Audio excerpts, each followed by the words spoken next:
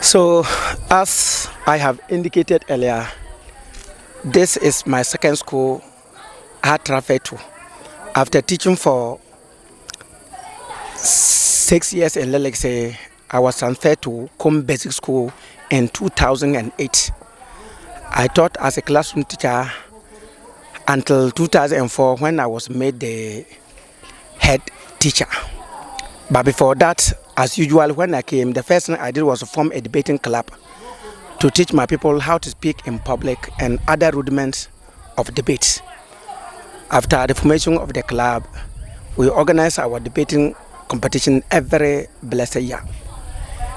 When I was appointed as the head teacher, the previous year, that was 2013, the school had 0%.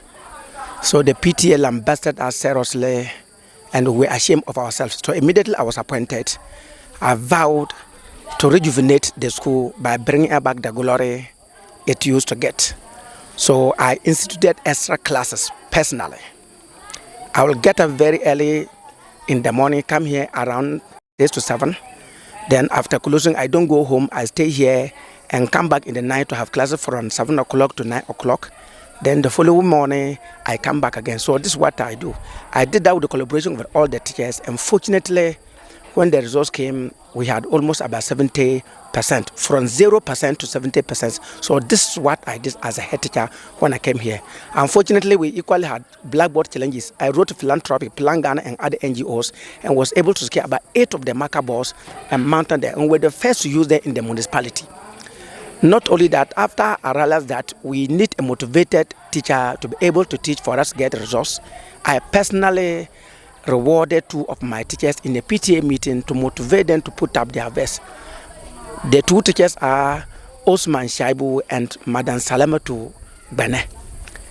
Again, as a head teacher, I donated 500 Ghana cedis to the girls' team.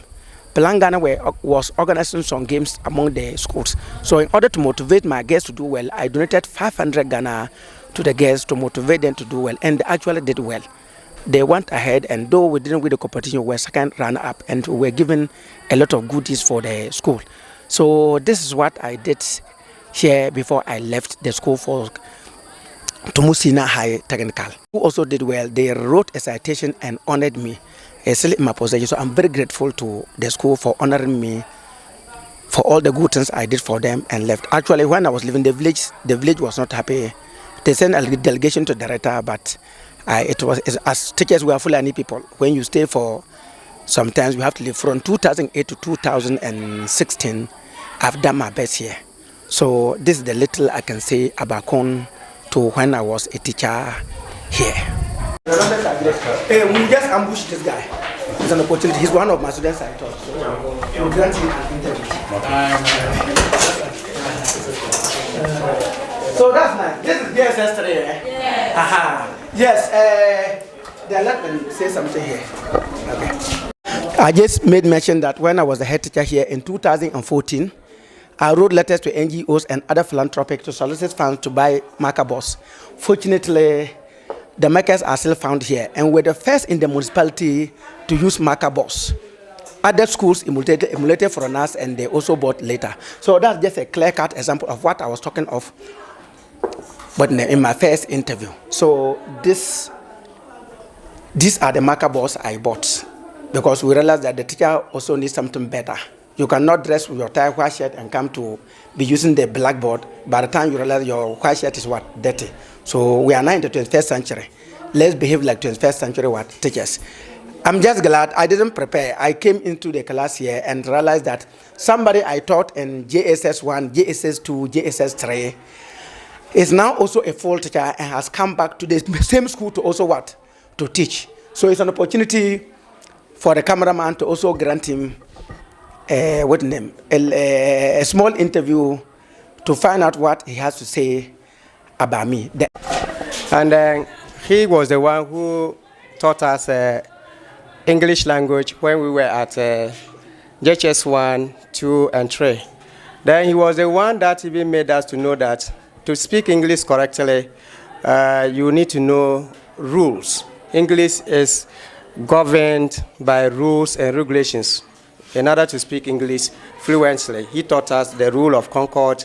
Then from there, anywhere you go, you will know how to use these rules and to speak correct English wherever you found yourself. And we are actually proud of him. We are proud of him, and we emulated him the very first day we set our eyes on him. He has been our role model till today, and I'm very proud. Today, I'm also a teacher trying to get something better for our younger brothers and sisters. Thank you. I am Dimi Ahmed Atawla, the current head teacher of Kon Basic E. The one doing the documentary, I know him very well. I was with him before he left the school. He was our head teacher, and he was a very hard-working head teacher. He was loved by every teacher that was in this school. And due to his hard work, he awarded two of his teachers, Mr. Kanyan Shaibu and Madam Salamotu, because of their hard work in their various classes. During his tenure of office, he formed a debating club in the school, and that led to good performance in English. Some of the children who cannot speak good English were able to speak good English that time. He donated 500 Ghana cedis to the girls football team when he was a head teacher by then. Mr. Adamu Nankwa Jibiliru is a very, very, very energetic teacher, hardworking. Wherever he found himself, his name is being mentioned. And I can assure you, he's the type that everybody like in the whole of the Sisala East municipality as a teacher. It is not in the school that he's hardworking. Back at home, he's being loved by the family. He's a hardworking person that I know.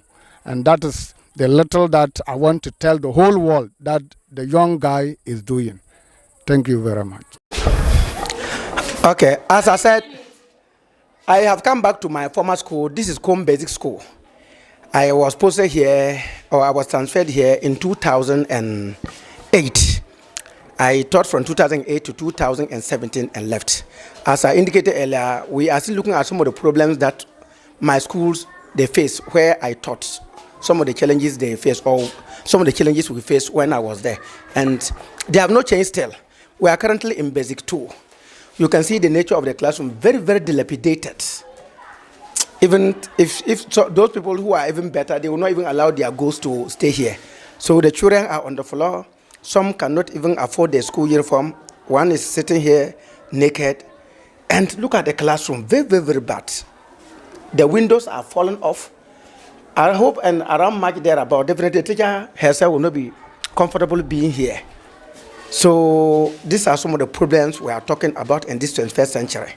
You come to class and children cannot get furniture to sit. The class in which they have to even lie on their stomach and write Basic 2. Kom Basic 1A. Oh, you have double stream, eh? Oh, that's nice. Kom Basic 1A. We are currently there. The problem is not different from this class too. Most of the children are currently on the floor. The furniture is not there. The building look very dilapidated. Look at the building. The children are on the floor. There are about only 2 or 3 chairs we can get inside the classroom, but most of them has to go and marry the floor to be able to write. We talk about a school uniform. But this class is even looking nice. They have, but most of them are torn. So we continue to lament in this 21st century, you still go to a school and you cannot get furniture for children to sit on. That's the order of the day here. So we will lament, and definitely no response will pay to us. But at the end of the day, we will do our part. We will do our part as teachers. And you can see the teacher. She's taking the children through mathematics lesson. So we are grateful to the teacher. Mr. Nankpa Jibliru is indeed a hard-working teacher. Looking at the previous work that he has done in the various basic schools, in fact, he's somebody that you can trust. He's determined. He's a very hard-working person, and I can vehemently say that anywhere Jibliru finds himself, anybody who wish to help him should actually do so. He is somebody who like working, and is a workaholic teacher. I must put it that way. And so I have to confirm to any organization, an individual, companies, whoever in this world that wishes to work with him should kindly do that, because when you look at some of his work that he has done for even farmers in some of our communities, is marvelous. This one of the teachers in Combe Basic School who also confirmed that Mr. Nankpa Jibliru is actually a hard-working teacher, and in fact, the teacher, in short, is actually lacking words to express what Nankpa Jibliru has so far. And I must say that he's a very hard-working person, and I encourage everybody who would like to work with him. And I think there is no fear in him. He's a God sent, and let's keep in touch with him. Okay.